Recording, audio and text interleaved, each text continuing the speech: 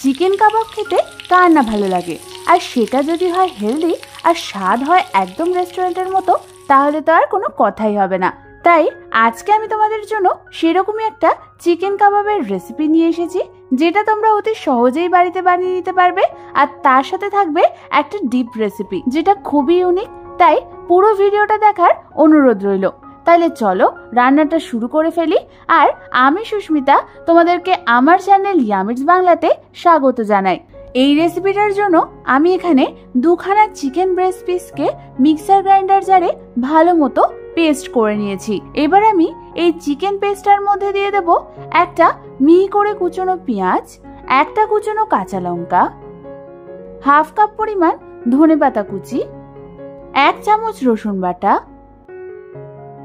1 চামচ আদা বাটা, 1 চামচ কাশ্মীরি লাল লঙ্কার গুঁড়ো, 1 চামচ জিরে গুঁড়ো, 1 চামচ ধনে গুঁড়ো, হাফ চামচ গরম মশলার গুঁড়ো, হাফ চামচ চাট মশলা, আর দিয়ে দেব হালকা ড্রাই রোস্ট করা 2 টেবিল চামচ বেসন, আর স্বাদ অনুযায়ী নুন, স্বাদ অনুযায়ী চিনি, আর দিয়ে দেব 1 টেবিল চামচ মতো সাদা তেল।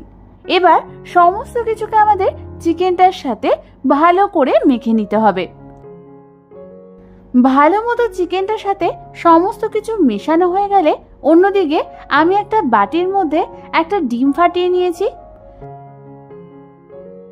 তারপর কাঁটা চামচের সাহায্যে সেই ডিমটাকে আমি ভালো করে ফেটিয়ে নেব। তারপর ওই ডিমের মিশ্রণটা আমি দিয়ে দেব চিকেনটার মধ্যে। এবার এই চিকেনটার সাথে ডিমটা আমাদের ভালো করে মেখে নিতে হবে। এই ডিমটা দিলে কিন্তু তোমাদের চিকেনের কাবাবটা ভাজবার পর সফট থাকবে। ভালো মতো ডিমটাকে মেশানো হয়ে গেলে আমি এই মিশ্রণটা থেকে কিছুটা পরিমাণ অংশ তুলে নেব। তারপর অন্যদিকে একটা ফ্রাইং প্যানের মধ্যে অল্প পরিমাণ তেল দিয়ে আমি এই মিশ্রণটাকে ভেজে দেখব যে এর মধ্যে নুন মিষ্টি ঠিক আছে কিনা। যদি তোমাদের নুন মিষ্টি আরও লাগে তাহলে তোমরা এই সময় এখানে অ্যাড করতে পারো। এবার এই চিকেনের মিশ্রণটাকে আমাদের স্মোকি ফ্লেভার দিতে হবে। তার জন্য আমি একটা ছোট স্টিলের বাটিতে আগের থেকে ভালো মতো গরম করা একটা চারকোল দিয়ে দিলাম, আর তার উপর দিয়ে দিলাম 1 চামচ পরিমাণ ঘি। তোমরা দেখো ঘি দেওয়াতে এর থেকে সাথে সাথেই ধোঁয়া বেরোচ্ছে। এই সময় আমাদের সাথে সাথেই ঢাকনা চাপা দিয়ে রেখে দিতে হবে 5 থেকে 6 মিনিটের জন্য, যাতে এই মাংসের মিশ্রণটার মধ্যে ভালো মতো স্মোকি ফ্লেভারটা ঢুকে যায়। 5 থেকে 6 মিনিট পর ঢাকনা সরিয়ে এই স্টিলের বাটিটাকে আমি বার করে নেব। তারপর এই চিকেনের মিশ্রণটাকে আমি আবারও ঢাকনা চাপা দিয়ে রেস্ট হতে রেখে দেব আরও 10 থেকে 15 মিনিটের জন্য। 10 থেকে 15 মিনিট পর ঢাকনা খুলে আমাদের চিকেনের মিশ্রণটাকে আরও একবার ভালো করে মেখে নিতে হবে। এবার আমি চিকেনের কাবাবগুলো গড়ে নেব।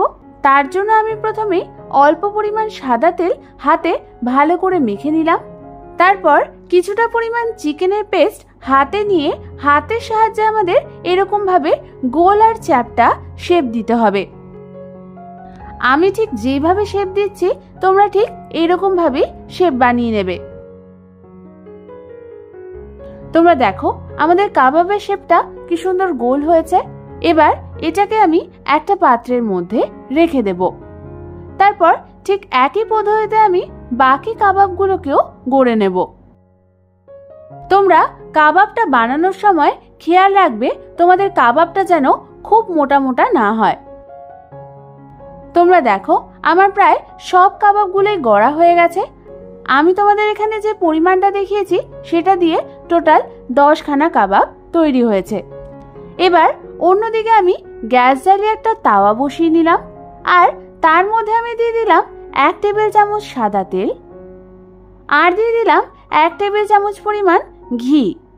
এবার প্রথমে আমাদের ঘি আর তেলটাকে ভালো করে মিশিয়ে নিতে হবে। তারপর ঘি আর তেলটা গরম হয়ে এলে আমি ওর মধ্যে একে একে গড়ে রাখা চিকেনের কাবাবগুলোকে দিয়ে দেব।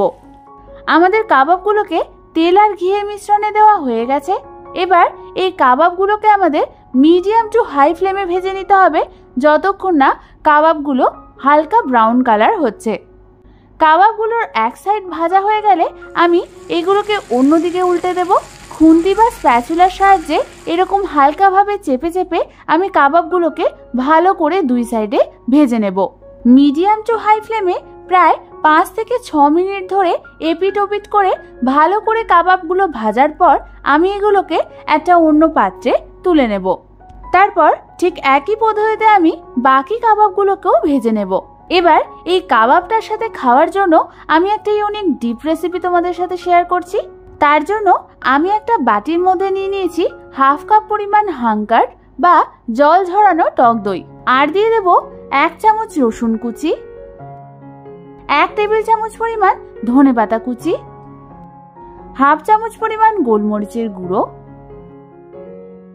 স্বাদ অনুযায়ী নুন, স্বাদ অনুযায়ী চিনি, এখানে তোমরা চিনির গুঁড়ো ব্যবহার করতে পারো।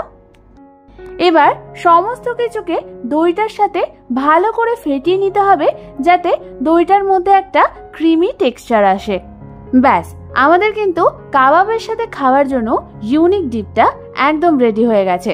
এবার শুধু কাবাবটাকে পেঁয়াজ লেবু আর ইউনিক ডিপটার সাথে গরম গরম সার্ভ করার অপেক্ষা। আমি হলফ করে বলতে পারি এই কাবাবটা যদি তোমরা বাড়িতে একবার ট্রাই করো তাহলে এর স্বাদ তোমরা কোনোদিনও ভুলবে না। আমি তোমাদের এখানে একটা কাবাব ভেঙে দেখাচ্ছি, তোমরা দেখো আমাদের কাবাবটা কতটা সফট হয়েছে। তাহলে আর দেরি না করে বাড়িতে ঝটপট এই রেসিপিটা ট্রাই করে ফেলো, আর ট্রাই করলে কিন্তু অবশ্যই আমাকে কমেন্টসে জানিও কেমন লাগলো। এরকম দারুণ দারুণ ভালো ভালো রেসিপি পেতে হলে নিচে থাকা সাবস্ক্রাইব বাটনটা প্রেস করে আমার চ্যানেলটাকে ঝটপট সাবস্ক্রাইব করে নাও। আজ তাহলে এ পর্যন্তই, আমি আবার চলে আসবো তোমাদের কাছে নতুন কোনো রেসিপি নিয়ে।